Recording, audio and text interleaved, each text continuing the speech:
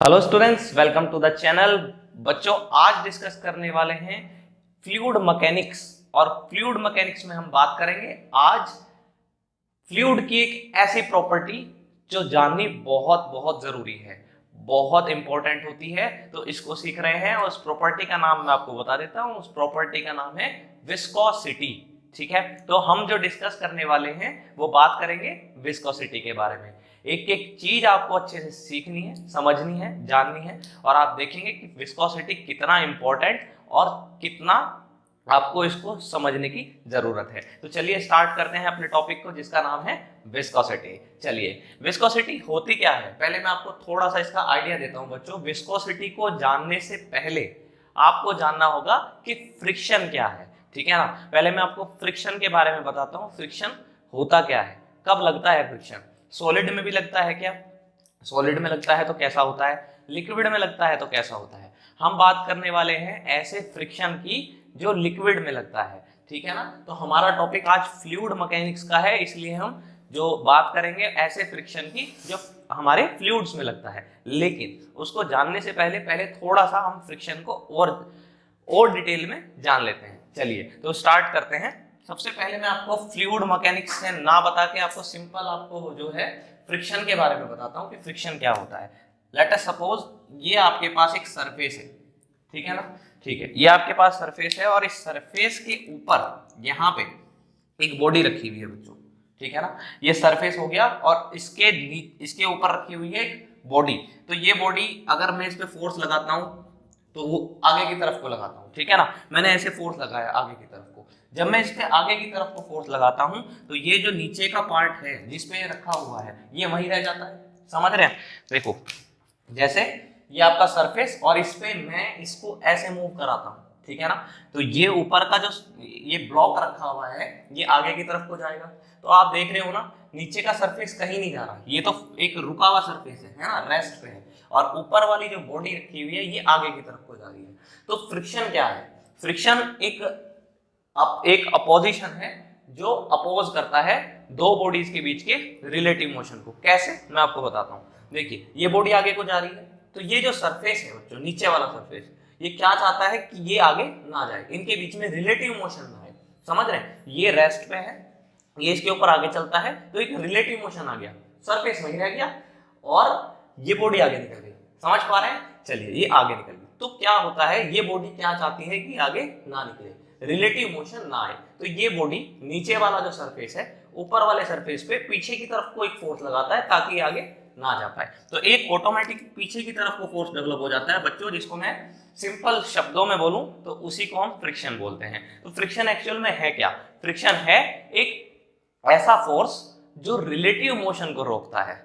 समझ पा रहे हैं। दो बॉडीज के बीच में होने वाले रिलेटिव मोशन को रोकता है और हमेशा कोशिश करता है कि वे साथ साथ चलें। तो ऐसी फोर्स को हम फोर्स ऑफ फ्रिक्शन बोलते हैं। अब हम अपने टॉपिक पे आते हैं। ये तो हमने बेसिक सी बात सीख ली जो हमें जाननी थी। अब मैं बात करता हूं फ्लूइड मैकेनिक्स में। किस में बात कर रहा हूं, फ्लूइड मैकेनिक्स में। फ्लूइड मैकेनिक्स में बच्चों मैं ये आपको दिखाना चाह रहा हूं कि फ्लूइड मैकेनिक्स में जो फ्रिक्शन लगता है वो कैसे लगता है और उस फ्रिक्शन का नाम क्या है और वो कौन कौन से फैक्टर्स हैं जिन पे वो फ्रिक्शन डिपेंड करता है। वेरी इंपॉर्टेंट है, एक एक चीज जानते जाना है, पहचानते जाना है, समझते जाना है। तो चलिए स्टार्ट करते हैं। लिक्विड के केस में फ्रिक्शन कैसा होता है, उसका नाम क्या है। चलिए मैं आपको बताता हूं। सपोज कर लेते हैं बच्चों, ये आपके पास एक सरफेस है। ठीक है ना। ये एक सरफेस है नीचे का, है ना, बिल्कुल रुका हुआ सरफेस। ये एक सरफेस है बच्चों, रुका हुआ। इसके ऊपर लिक्विड की लेयर थे। कैसे लेयर थे मैं आपको बताता हूं। एक बात आपको समझने की जरूरत है कि ये एक लेयर है लिक्विड की। ठीक है ना। ये एक लिक्विड की लेयर है बच्चों। ये इस सॉलिड सरफेस के साथ डायरेक्ट कांटेक्ट में है क्या, तो इसकी वेलोसिटी क्या मालूम है, ये इससे चिपकी हुई है। सॉलिड सरफेस के साथ लिक्विड की जो सबसे नीचे की लेयर है वो चिपकी हुई है, इसलिए वेलोसिटी कितनी है उसकी, 0। लेकिन बच्चों लेकिन बच्चों जैसे जैसे आप आगे बढ़ते हो, मतलब जैसे आप ऊपर की लेयर लेते हो लिक्विड की, ये वाली है ना, ये वाली लेयर में स्पीड ज्यादा है। क्यों, नीचे वाले से क्यों, क्योंकि ये डायरेक्ट कांटेक्ट में थी सॉलिड के, इससे चिपकी हुई थी। इससे ऊपर वाली थोड़ी सी फ्री है। समझ रहे हो, वो थोड़ी सी फ्री है तो इसके अंदर स्लिपिंग ज्यादा होगी इस लेयर में। इसके कांटेक्ट में डायरेक्ट नहीं है ना सॉलिड सरफेस के, तो ये आगे को बढ़ेगी, है ना, तो इसकी वेलोसिटी थोड़ी सी ज्यादा है। सिमिलरली इससे ऊपर की जो लिक्विड की लेयर होगी उसकी स्पीड और ज्यादा होगी और वेलोसिटी होगी। क्यों? क्योंकि सॉलिड से उसका डायरेक्ट कांटेक्ट नहीं है, सॉलिड इसको चिपका के रखा हुआ है नीचे वाली लेयर को। लेकिन जैसे जैसे आप ऊपर जा रहे हो ये फ्री होती जा रही है लेयर्स, है ना, सॉलिड के कांटेक्ट से फ्री होती जा रही है, तो ये आगे आगे स्लिप जल्दी जल्दी होंगी।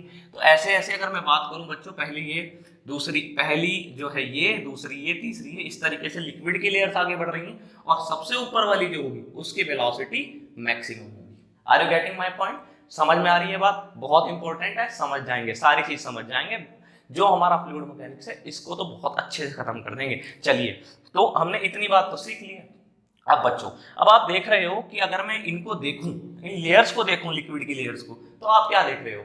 अभी एक बात बताइए, इन लेयर्स के बीच में एक रिलेटिव मोशन आ गया क्या? है ना, कोई एक पीछे रह गई लेयर, ऊपर वाली आगे निकल गई, उससे ऊपर वाली जो है वो उससे भी आगे निकल गई, उससे ऊपर वाली वो उससे भी आगे निकल गई, है क्या नहीं? तो इसका मतलब ये हुआ यहाँ रिलेटिव मोशन आया। और मैंने पहले ही आपको बता दिया है, जब भी रिलेटिव मोशन आता है बच्चों, तो एक फोर्स डेवलप हो जाती है जो इस रिलेटिव मोशन को अपोज करती है, और उसी का नाम क्या है? Force of friction. उसी का नाम क्या है बच्चों? Force of friction. तो ये ऊपर वाली लेयर्स आगे को बढ़ती जा रही है, तो नीचे वाली लेयर्स क्या करेंगी? इसको कोशिश करेंगी वापस लाने की, कि भाई ये आगे ना निकले, रिलेटिव मोशन तभी तो आ रहा है। तो फोर्स एक पीछे की तरफ को लगेगा, और उसी फोर्स का नाम बच्चों मैं यहाँ पे लिख देता हूँ, उसी फोर्स का नाम फोर्स ऑफ फ्रिक्शन है। और फ्लूइड मैकेनिक्स में उसको फोर्स ऑफ फ्रिक्शन ना बोल के क्या बोल देते हैं? उसका नाम, स्पेशल नेम, विस्कस ड्रैग। ये आपको याद रखना है। क्या नाम हो जाता है उस फोर्स का? विस्कस ड्रैग, जिसको मैं क्या बोलता हूं? Force of friction. समझ में आती है बात? बहुत अच्छी बात, ये बात आपको क्लियर हो जाती है, बहुत अच्छी बात है। अब बच्चों कुछ और चीजें समझ लेते हैं। एक टर्म सिखाता हूं, ध्यान से देखना है, ध्यान से देखना है। अगर मैं बात करूं बच्चों कि इस लेयर की, इस लेयर की, और इस लेयर की, इस लेयर की, मैं अगर ऐसा मान लूं कि भैया ये 1-1 सेंटीमीटर की हाइट है, पहली लेयर 1 सेंटीमीटर ग्राउंड से, फिर दूसरी लेयर ऊपर वाली लेयर से कितनी है, मैं बोल देता हूं कि ये जो है, मैं यहां से लेता हूं उसको, ये है ना, इन लेयर्स के बीच की, ये भी 1 सेंटीमीटर है। फिर इसके बाद क्या है? ये भी 1 सेंटीमीटर है। ये कितनी है दूसरी लेयर? इन मतलब कहने का ये हो गया कि हर लेयर के बीच का जो गैप है, अगर वो मैंने सेम माना हुआ है, ठीक है ना, और इसमें चेंज आता है। सपोज कर लो पहली यहाँ टू थी स्पीड, यहाँ कितनी स्पीड थी? 2, फिर क्या हो गई? 4, यहाँ क्या हो गई? 6, यहाँ क्या हो गई? 8, यहाँ क्या हो गई? 10। तो आप देख रहे हो बच्चों, हर 1-1 सेंटीमीटर में कितनी वेलोसिटी में चेंज आ रहा है, ध्यान से देखना है। पहले कितनी थी? 2, फिर क्या हो गई? 4, फिर क्या हो गई? 6।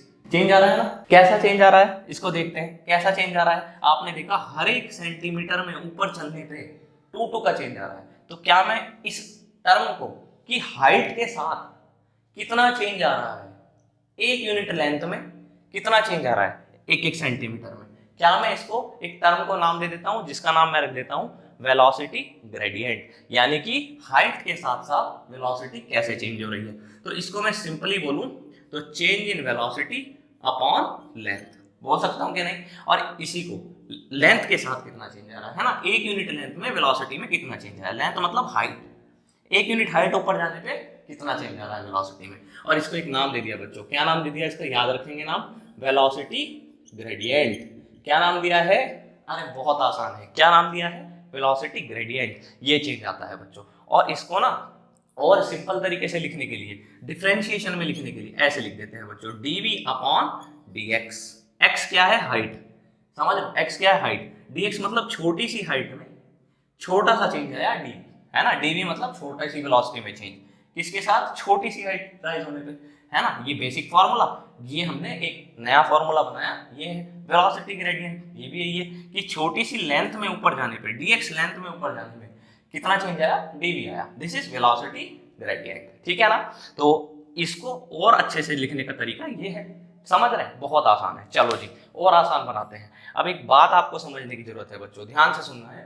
अगर मैं बात करूं यहाँ पे, जो हम जिसकी बात कर रहे हैं वो कौन है? Viscous drag. क्या पढ़ रहे हैं? Viscous drag. तो आपको एक बात समझने की जरूरत है बच्चों, विस्कस ड्रैग में क्या चीज समझने की जरूरत है कि ये जो विस्कस ड्रैग वाली फोर्स है, ये जो विस्कस ड्रैग वाली फोर्स है जो पीछे को लगती है, इन लेयर्स के रिलेटिव मोशन को रोकना चाहती है। ये डिपेंड करती है बच्चों, ये पता लगा एक्सपेरिमेंटली, एरिया पे। एरिया पे कैसे? एरिया पे कैसे? यानी कि लेयर्स का एक दूसरे के साथ कितना एरिया कॉन्टेक्ट में है ना, ये वाली इसके साथ कितने ज्यादा एरिया में कॉन्टेक्ट में है ना, ये नीचे वाली लेयर ऊपर वाली लेयर एक दूसरे के कितने कॉन्टेक्ट में है, समझ पा रहे हैं? तो उस पर डिपेंड करता है, ठीक है, बहुत अच्छी बात है। एक बात और सुनने की जरूरत है बच्चों, आप एक बात बताओ, एक आपने फोर्स लगाई है, मैं उसका कुछ नाम दे देता हूं, एफ एक्सटर्नल फोर्स। क्या लगाया मैंने? F external. वो कहां लग रहा है बच्चों? आगे, तभी तो फ्लूइड में ऐसे मोशन आ रहा था जो हमने लगाया, समझ रहे हो? जो ऑटोमेटिक डेवलप हुआ वो क्या है? Viscous drag. एक बात बताओ, जितना ज्यादा एक्सटर्नल फोर्स में लगाऊंगा, जितना ज्यादा मैं ऐसे एक्सटर्नल फोर्स लगाऊंगा, तो ये जो चेंज आता है वेलोसिटी में ज्यादा आएगा, सीधी सी बात है। एक्सटर्नल फोर्स ज्यादा लगाया, इनके बीच में जो चेंज आया वो कैसा आ गया? ज्यादा आ गया ना, तो ये ज्यादा आ जाता है ना। तो एक्सटर्नल फोर्स जितना ज्यादा, उतना ज्यादा चेंज इन वेलोसिटी ग्रेडियंट, है ना, ये चेंज उतना ही ज्यादा आएगा। अब सीधी सी बात है बच्चों, ध्यान से सुनना, मैं क्या बताना चाह रहा हूं। जब वेलोसिटी ग्रेडियंट में चेंज आ रहा है, यानी कि रिलेटिव मोशन बढ़ रहा है, क्या बढ़ रहा है? एक्सटर्नल फोर्स लगाने से ग्रेडियंट यानी कि वेलोसिटी में चेंज आ रहा है। लिक्विड की लेयर्स में रिलेटिव मोशन बहुत ज्यादा आ रहा है, और जब रिलेटिव मोशन ज्यादा आता है, तो आप एक बात बताओ, जब रिलेटिव मोशन जितना ज्यादा है, उतना ज्यादा क्या लग जाता है? उतना ज्यादा क्या लगता है? Force of friction. और इसको यहाँ क्या बोलते हैं? Viscous drag. तो क्या मैं ऐसे बोल सकता हूं कि ये जो विस्कस ड्रैग है पीछे लगने वाला, डायरेक्टली प्रोपोर्शनल किसके जी? dv बाई dx के। I hope you are getting my point. बच्चों यहाँ बहुत इंपॉर्टेंट बात बोली मैंने बोला आपने एक्सटर्नल फोर्स बढ़ाया, तो आपने क्या देखा? ये वेलोसिटी ग्रेडियंट बढ़ गया, यानी कि रिलेटिव मोशन बढ़ गया। और जब रिलेटिव मोशन बढ़ता है तो विस्कस ड्रैग का क्या हुआ? ये भी तो बढ़ गया ना, तो ये बढ़ गया। तो मैंने विस्कस ड्रैग की पढ़ाई करनी है, तो ये देखो, समझ रहे? अच्छा, तो अब इसको कंबाइन कर देते हैं बच्चों, ये विस्कस ड्रैग की वैल्यू निकाल रहा हूं मैं, तो ये क्या हो जाएगा बोलो? ये हो जाएगा a dv बाई dx। समझ पा रहे हैं अच्छे से? यहाँ प्रोपोर्शनल का साइन है, ठीक है। चलो जी, जब आप इतनी बात समझ पा रहे हो, तो एक बात बताओ, प्रोपोर्शनल का साइन हटाया जा सकता है, और एक नई टर्म आ जाती है जिसको बोलते हैं ईटा। क्या बोलते हैं? ईटा, ETA, ईटा, ठीक है, इससे डिनोट करते हैं। और ये हो जाएगा यहाँ पे a, यहाँ हो जाएगा dv by dx। I hope आपको ये चीज समझ में आ रही है। अभी बहुत इंपॉर्टेंट है बच्चों, बहुत अच्छे से करना है, सीखते जाना है, ठीक है ना। अपने विश्वास को प्रबल, प्रचंड और अखंड बनाना है, एक एक चीज को जानते जाना है, और बस फिजिक्स बहुत आसान हो जाएगी। तो चलिए, ये आपके पास फॉर्मूला आ गया किसका? विस्कस ड्रैग का, ठीक है ना बच्चों। F equals to eta a dv by dx। अच्छा बच्चों, मैं यहाँ माइनस लगा दूं तो कुछ हो जाएगा क्या? लगा सकते हैं, क्यों? क्योंकि a, ये आप क्यों लगा रहे हैं माइनस? क्योंकि ये विस्कस ड्रैग जो लग रहा है वो पीछे को लग रहा है, मोशन कहाँ है? आगे को, इसलिए मैंने इसको नेगेटिव लिया है, ठीक है ना। तो इस तरीके से हम किसकी वैल्यू निकाल देते हैं? विस्कस ड्रैग की। ये क्या होता है? Coefficient of viscosity. इसे क्या बोलते हैं हम? Coefficient of viscosity. Eta equals to जी coefficient of viscosity. This is coefficient of viscosity. अब हम जान लेते हैं कि कोएफिशिएंट ऑफ विस्कोसिटी क्या होता है। ये भी जानना जरूरी है बच्चों कि कोएफिशिएंट ऑफ विस्कोसिटी क्या है। चलिए, तो अब मैं आपको सिखाता हूं कि कोएफिशिएंट ऑफ विस्कोसिटी क्या है। कोएफिशिएंट ऑफ विस्कोसिटी के बारे में जान लेते हैं बच्चों। इसको मैं बहुत एक नई तरीके से बताने जा रहा हूं, सुनते जाना, समझ में आ जाएगा। देखिए, आपके पास मैंने लिया, ये वाटर की दो लेयर थे बच्चों, ये वाटर है और इसकी दो लेयर्स है ना, लिक्विड की लेयर्स है। मैंने बोला इनका एरिया A है, ये मैंने वाटर के लिए लिया, है ना। मैं आपको सिखाने वाला हूं क्या कि कोएफिशिएंट ऑफ विस्कोसिटी का क्या रोल है, क्या होता है। चलिए, एक मैंने लिया बच्चों हनी, ठीक है ना। एक क्या लिया मैंने? हनी लिया। इसकी मैंने एरिया ऑफ प्लेट जो है, यानी कि लिक्विड की जो लेयर्स हैं एक दूसरे के कांटेक्ट में, हनी की, वो भी उनका एरिया ऑफ कांटेक्ट भी A ही है ना। तो अब चलो, इतनी बात तो समझ में आती है। मैंने कहा बच्चों, आपने इस पे जो भी फोर्स लगाई, एक्सटर्नल फोर्स, उसकी वजह से इसमें ग्रेडियंट आया, वेलोसिटी में चेंज आया लेयर्स के बीच में, dv बाई dx। इसमें क्या आया? इसमें भी dv बाई dx आया। पर जो विस्कस ड्रैग है बच्चों, हमारे हिसाब से विस्कस ड्रैग इन पे डिपेंड करता है। किस पे? एरिया ऑफ कांटेक्ट पे और वेलोसिटी ग्रेडियंट पे। तो दोनों ही केसेस में जो विस्कस ड्रैग आना चाहिए था वो सेम आना चाहिए था, क्योंकि फोर्स किस पे डिपेंड करती है, एरिया ऑफ कॉन्टैक्ट, और फोर्स एरिया ऑफ कॉन्टैक्ट जो है इसमें भी वही, इसमें भी वही, है ना। वेलोसिटी ग्रेडियंट पे भी डिपेंड करती है, इसमें भी वही, इसमें भी वही, समझ रहे हैं। तो ये तो दोनों में सेम है, तो मेरे हिसाब से जो विस्कस फोर्स पीछे को लगती है दोनों में सेम लगनी चाहिए, लेकिन ऐसा नहीं होता। विस्कस फोर्स हनी की ज्यादा होती है। अरे ये क्या हो गया, ये तो कुछ बात घूम सी गई, है ना। विस्कस फोर्स हनी की ज्यादा है तो कोई और भी फैक्टर होगा जिस पे विस्कस फोर्स डिपेंड कर रही है। यस, वो फैक्टर क्या है बच्चों, उसी फैक्टर को तो जानना था। वो है बच्चों कोफिशिएंट ऑफ विस्कोसिटी। ये जो कोफिशिएंट ऑफ विस्कोसिटी है ये डिसाइड करेगा, भले ही इनका दोनों ही केसेस में वेलोसिटी ग्रेडियंट सेम हो, एरिया सेम हो, लेकिन इसमें एक फैक्टर है जो है विस्कोसिटी, और विस्कोसिटी डिसाइड करेगा कि इनके बीच का विस्कस ड्रैग क्या होगा। इसी वजह से मैं बोलता हूं क्या कि coefficient of viscosity is the property of a liquid. किसकी प्रॉपर्टी है, लिक्विड की। भले ही ये दोनों वेलोसिटी ग्रेडियंट सेम हो, भले ही यहाँ पे एरिया ऑफ कॉन्टैक्ट दोनों इसकी लेयर्स का और इसकी लेयर्स का सेम हो, लेकिन फिर भी विस्कस फोर्स इसका ज्यादा होता है, क्योंकि इसका हनी के केस वाले की बात कर रहा हूं, इसका कोफिशिएंट ऑफ विस्कोसिटी हाई होता है बच्चों। इसी वजह से ये आगे की तरफ अच्छे से फ्लो नहीं कर पाता। I hope you are getting very clearly my point, ठीक है ना।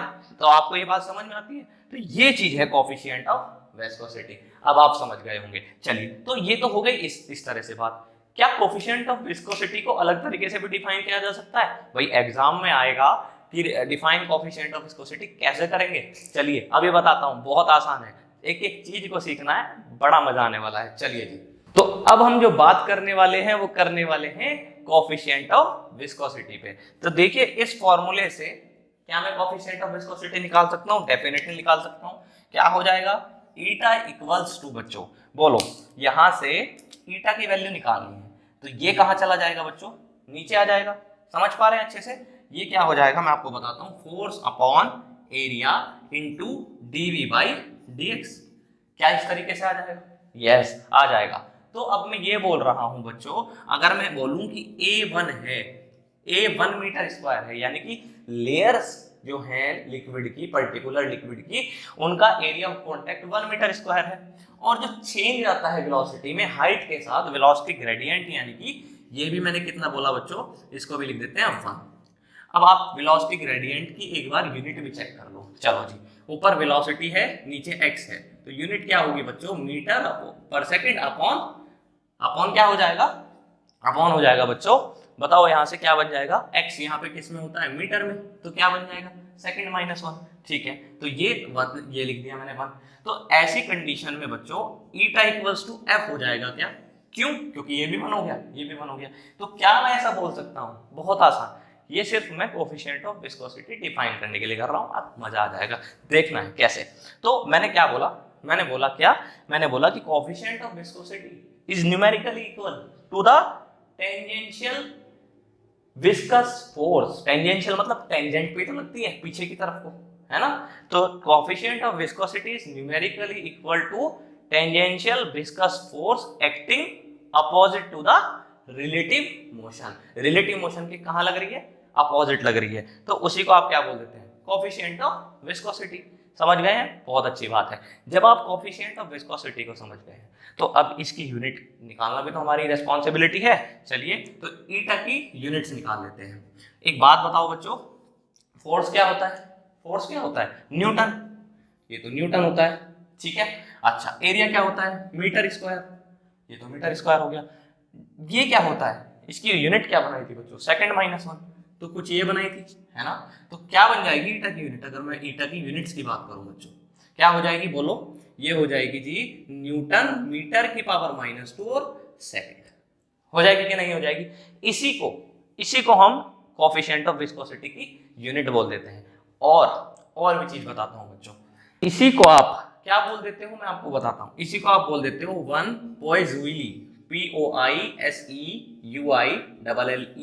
है ना। पोइज़ुइली क्या है, 1 newton metre -2 second is equals to 1 poiseuille. और इसको आप एक नाम और दे देते हैं, इसको बोल देते हैं हम 1 डेका पोइज, क्या बोल देते हैं, 1 डेका पोइज। ये आपको समझना है बच्चों। ये कैसी यूनिट है, अरे ये तो एसआई यूनिट है। कैसी यूनिट है, एसआई। चलो जी, अगर मैं बात करूं इसकी सीजीएस यूनिट की, किसकी बात कर रहा हूं, CGS, CGS for centimetre, gram and second. तो कैसे करना है, चलिए मैं आपको सिखाता हूं। सीजीएस की बात करूं बच्चों, तो यहां जैसे न्यूटन है तो मैं सीजीएस में क्या बोलूंगा, डाइन, है ना। सीजीएस में फोर्थ यूनिट क्या होती है, डाइन। अच्छा जी, मीटर क्या होता है, सेंटीमीटर -2, है कि नहीं, और सेकंड तो सेकंड ही होता है, समझ पा रहे हैं। इसको बच्चों में क्या बोलता हूं, 1 पोइज। क्या बोलता हूं मैं इसको, 1 पोइज। चलो जी, अब मैं आपको बताने जा रहा हूं कि इस यूनिट में बच्चों जो एसआई वाली है और जो सीजीएस वाली है, क्या कोई रिलेशन है, वो देखना चाह रहे हैं। यानी कि एक पोइज है और दूसरा क्या है, एक पोइजोइली है, तो इनमें कोई रिलेशन है क्या, तो हाँ देख लेते हैं, चलो चेक करते हैं। अब मैं आपको ये चीज सिखाने जा रहा हूं, चलिए जी इसको सीखते हैं कि एक पोइजोइली में कितने पोइज होते हैं। ये एसआई यूनिट और ये सीजीएस यूनिट। देखिए अब चलिए यहां देखते हैं, 1 पोइजोइली, ठीक है ना। इसमें क्या होता है, 1 न्यूटन मीटर -2, और यहां पे होता है बच्चों सेकंड, है ना।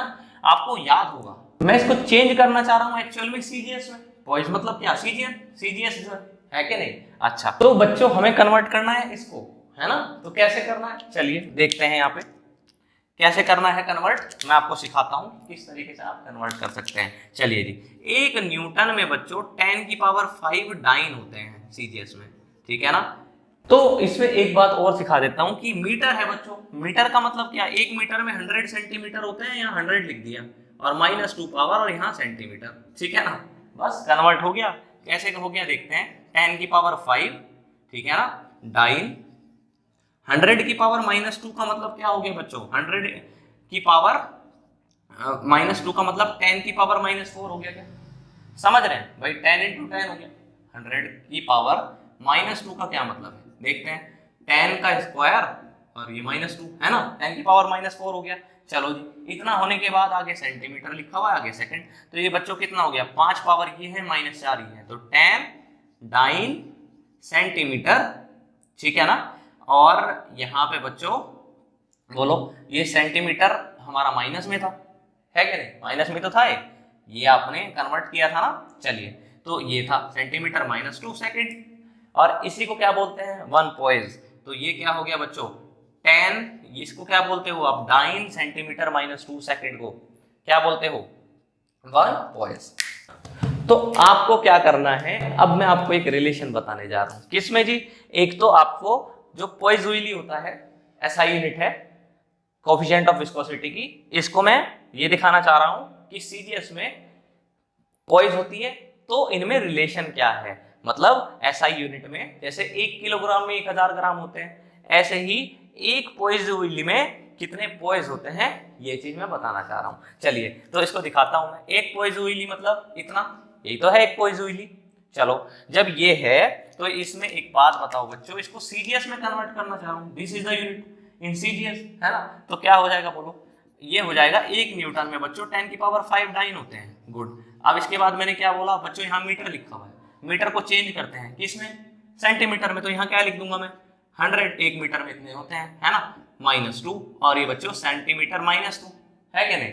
अच्छा, और यहाँ पे सेकंड ऐसे कैसे, बस। अब ये देखो 10⁵ इंटू 100⁻⁻2 का मतलब ऐसे लिखा जा सकता है क्या, है कि नहीं, हाँ लिखा जा सकता है, बहुत आसान है।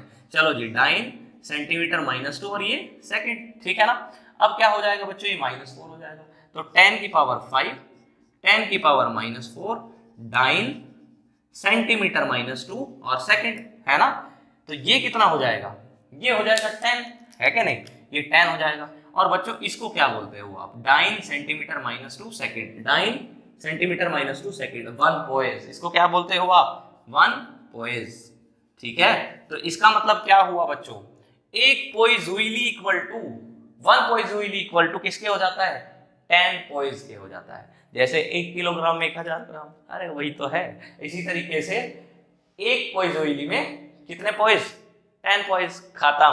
तो ये हमने डिस्कस किया बच्चों, कोएफिशिएंट ऑफ विस्कोसिटी से रिलेटेड जितनी भी टर्म्स थी वो सीखी, विस्कस ड्रैग सीखा, अगर आपसे कोई पूछे कि विस्कोसिटी क्या है तो आप जल्दी बोल दोगे क्या है viscosity? It is the property of a fluid, ठीक है ना, बाय वर्च्यू ऑफ विच, जिसकी वजह से इट अपोजेस, क्या अपोज करता है? Relative motion among different layers of a fluid, ठीक है ना, तो उसी को क्या बोलते हैं? विस्कोसिटी।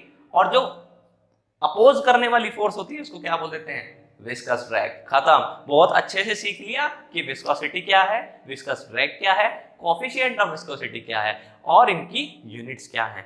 डेफिनेटली आप इस कॉन्सेप्ट को बहुत अच्छे से समझे होंगे और बच्चों ये आपकी बहुत हेल्प करने वाला है आगे आने वाले टॉपिक्स में। जो इससे रिलेटेड न्यूमेरिकल्स होते हैं आप बहुत जल्दी कर पाओगे अगर आप इस कॉन्सेप्ट को समझ लेते हो। और मुझे विश्वास है आप बहुत अच्छे से चीज़ों को सीखते जा रहे हैं, आगे बढ़ते जा रहे हैं, फिजिक्स को अपने ही अकॉर्डिंग एक नया रूप देते जा रहे हैं।